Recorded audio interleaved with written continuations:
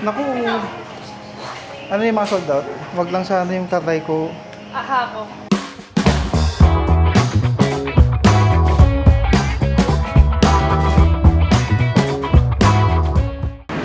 So yun guys, today is July 5. Ano kasi ba? Stress na.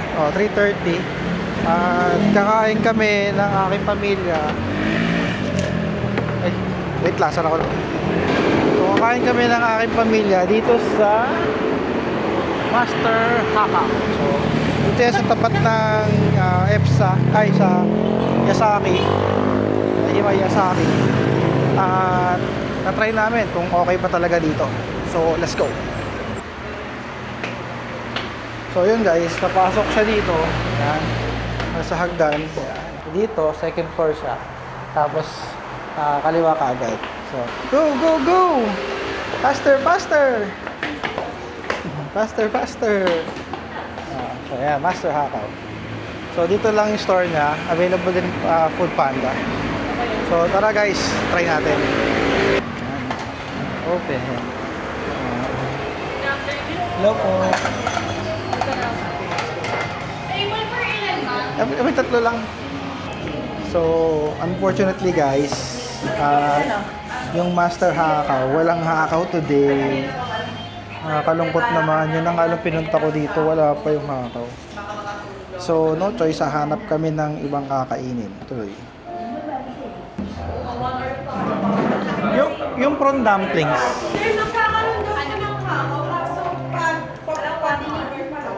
Ano oras yan? Uy, pupunta ko Thailand. Oo nga, alam ko. Hindi, kaya tatanong ko, baka 20 minutes lang. Maantay ko naman. Ano? May oras kaya? Nasa comics pa siya, sir. Nasa listing niya. O di, scratch mo na. Next time. Okay. Ikaw na lang pumunta dito. Pero yung prawn dumplings, ano yun? Shrimp. Parang ganun din. Pero, Sir, fried po. fried naman. Ganun sa pangatlong picture. Ito. Yes. Well, as long as shrimp naman talaga yung nalagay, di ba? Kasi iba hinahalo eh. Okay. Sige. Gusto mo yung parang noodles na rin. Ay, yung ano pala, orderin ko yung ano, yung noodles na ano. Fried? Hindi, yung noodles na parang sa ano rin. Sa North Park. Oo nga, yung parang crunchy. Fried. Yun nga. Yun ba yun? Oo, ito. Ito yun. Ayun na, may prawn dumpling siya. Ay, kanin pala to, yung ganito. Parang gusto ko try Chinese cake yan. Gusto ko try Chinese cake yan. Ayun nga, gusto ko rin try. So, okay guys, since walang hakaw today, itatry namin yung prawn dumpling, tapos Chinese kikiam, and then siguro, ano nga ba yun? Yung fried dumpling kanina. Ay, fried noodles, tapos, xiaolong bao. Tapos yung anak ko, Jollibee. Nasa Master Hakaw, pero may Jollibee. Buti wala ditong ano, yung bayad. May bayad kapag may dala akong pagkain. Ano tawag? Corkage. Corkage. Buti walang corkage dito. Okay, so yun lang muna guys. Tapos feature natin yung pagkain pagkaluto. Okay? Let's go. So guys, ito pala, pag nandito kayo, may order slip. So lalagay nyo lang dito yung order nyo. Tapos bibigay nyo sa counter. So ano sa atin? Red iced sa'yo, no? Red iced tea. One. Sasa ko dito, sausaw. Dapat sausaw. Parang gusto ko tayo yung ulong latte. Ha? Ulong latte. Ano?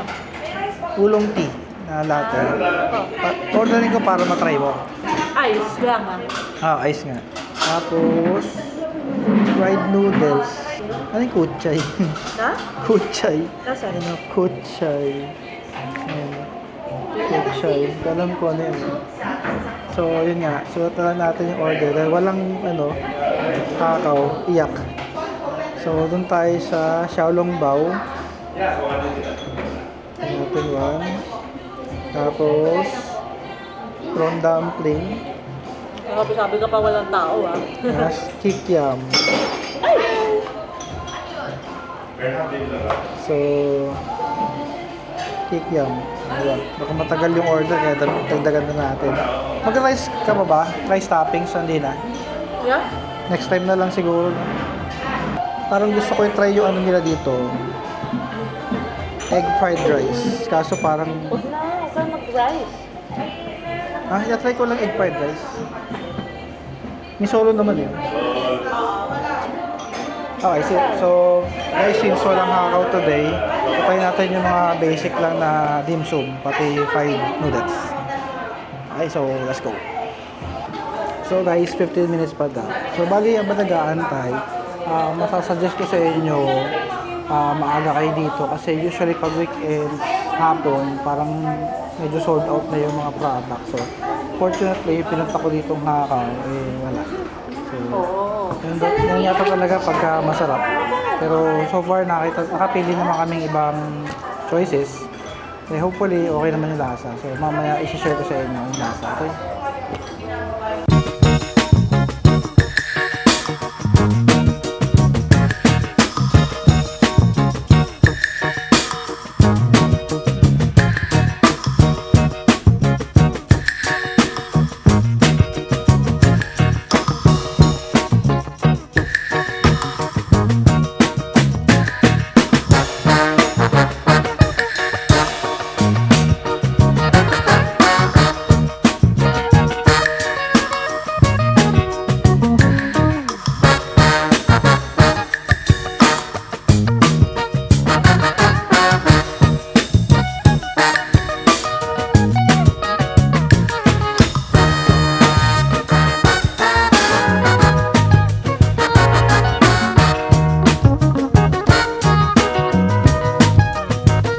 One eternity later.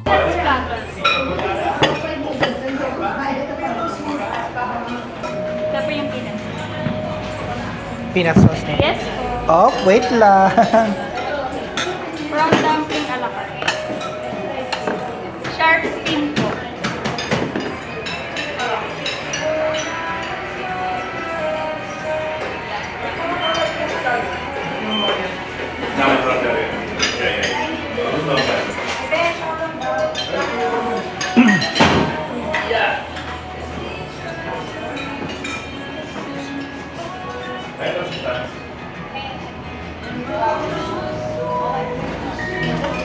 Thank you.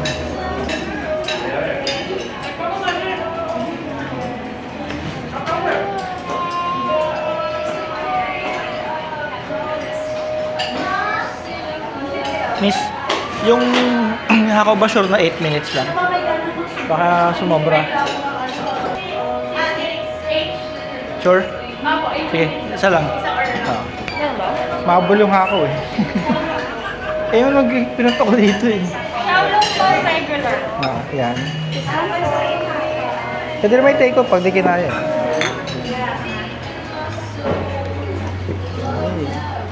Xiaolong ba? Ito po yung sauce ng xiaolong. Rice na lang, no? Pork siomai po. Tapos may free po kayo isang order, sir, ng siomai po. Ito po. Ito? Apo. Kasama yun dito? Free po. Libre na? Ba? Thank you. Promo po namin ngayong July. Sige. Thank you po.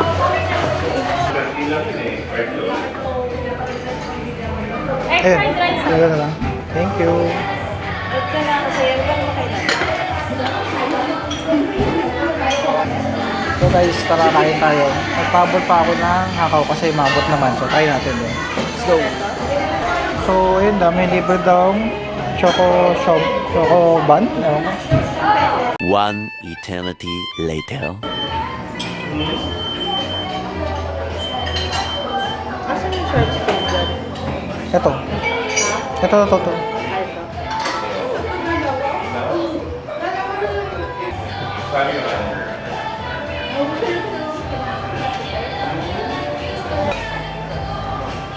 Gusto mo ba kumain nito ba?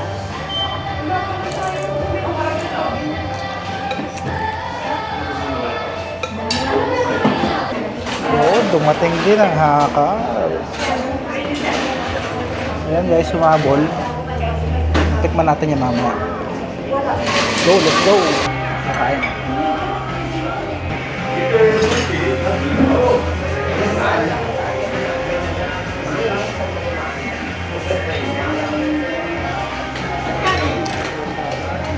Kasi,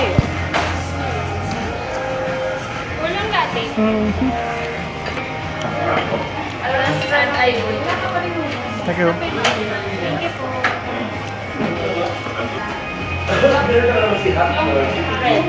So, nakikita natin shark fin.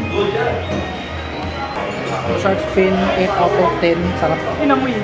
Ito ba? Anong sasawa na ito? Ito. 8 out of 10 yung shark fin. Tapos sama mo ng fried rice. Okay din. Bali 9 out of 10 naman. Pag magkasama. Saka hindi siya mamantika. So, try natin next yung prawn. Prawn dumpling. Sa sweet and sour sauce.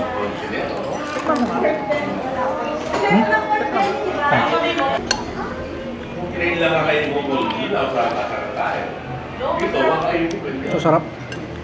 Prawn dumplings. 10 out of 10 para sa akin. Nihakaw pa sa try natin. Natin to. Diba? Next, try natin yung Xiaolong Bao. Panlasa ko lasa. Hindi panlasa. Para sa akin, 9 out of 10. Sarap ng Xiaolong Bao. Hindi sabaw-sabaw pa sa loob. Sarap. So, recommend ko sa inyo to. Sarap. So, balik muna ako sa prawn crackers. Ay, sa prawn dumpling. Ito yung masarap niya.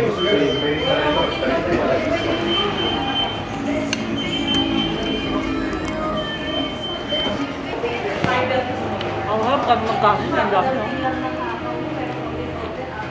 So, next is yung pork and shrimp siomai.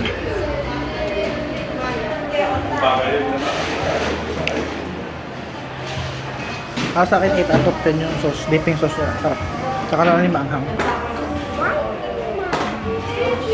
Hindi siya yung anghang na nakakasunog ng dila. Tama lang masarap. Kaya ito.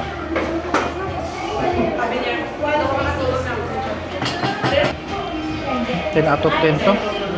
Karne.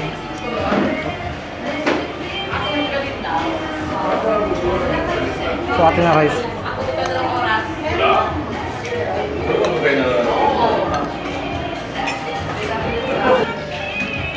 So next, try natin si Oolong Tea Ice. Kasi may hot din to eh. Yung ice natin. Na rin eh. Ba yan?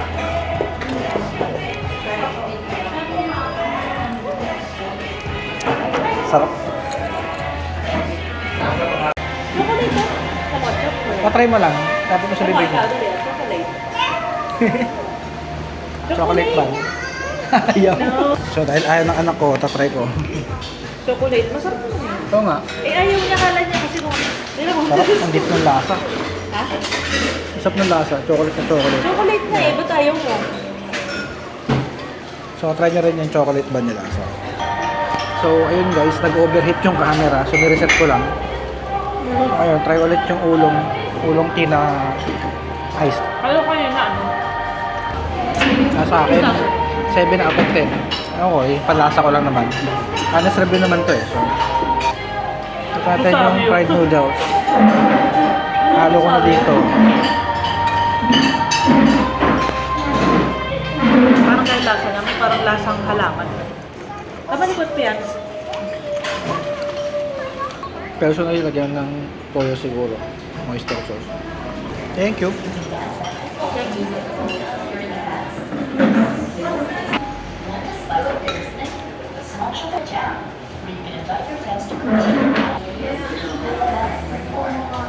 So, try natin ulit. May toyo naman. Soy sauce.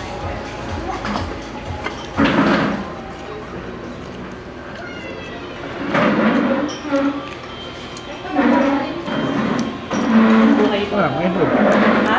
8 out of 10 naman dito. Finally, tatayin na natin yung hakay. Malamig na yun ha? Oo nga, lamig ng konti. Okay lang. Kasi ito naman pinunta ko talaga dito yung hakay. Ha? Ito lang pinunta ko talaga dapat dito. Ito pa yung wala. Pero ito na, nakahabol. Pero dapat makulay na. Hakay. Kaya hinawakan ko no, solo-solo. nung nakaraan, di ba? Hmm. Di ba ito yung Ayun, halo? binuksan ko. Ayun, hipon talaga. Walang ibang halo. So, para sa ako dito, 10 out of 10 to. Napakasarap. Oo. As long as yung hakaw talaga is talagang hipon, hindi halo-halong pork and the best.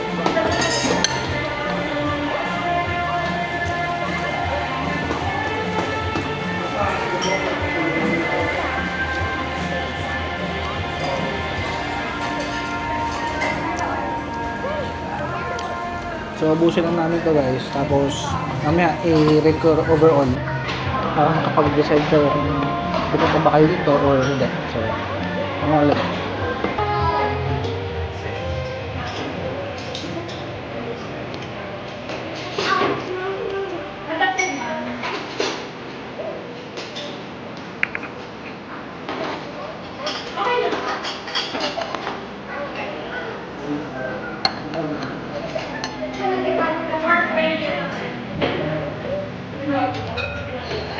Bye bye. Bye bye. Bye bye. Bye. Hmm. Ang cute nito, no? Ganyan pala. So yun guys, tapos na kami kumain. So, i-rate ko lang overall. Again, opinion ko to. Kung gusto nyo i-try kayo, bahala. Kung sinasabing yung opinion ko ay panglahatan na. So, nauna yung pagkain, sabi ko 9 out of 10. So, goods na goods naman. Naman kami napansin na kung ano, ang quality kung quality. Tapos, pricing, presyo, above average siya. Imagine na lang, ito naman yung presyo doon.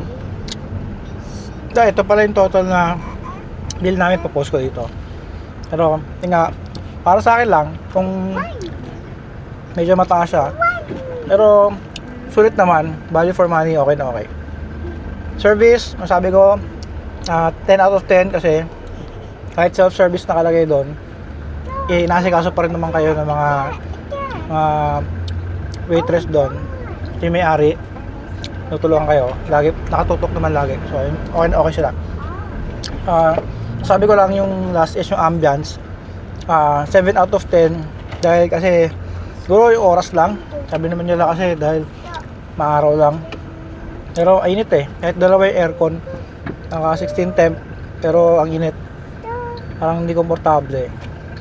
Tapos medyo sikip lang. Siguro may masasabay lang ako na i-improve is yung spacing ng ano, makita sila mas maluwag na lugar. Mas okay. So, yun lang guys. Again, don't forget to like, share, and subscribe. Tapos kung may mga comment kayo, gusto kayo mong tanong, or kung may mga sasuggest kayo mapupuntahan susunod, within Cavite lang, kaya ako naman lumayo. So, comment nyo lang sa comment box below. So, maraming salamat sa panonood. Peace out.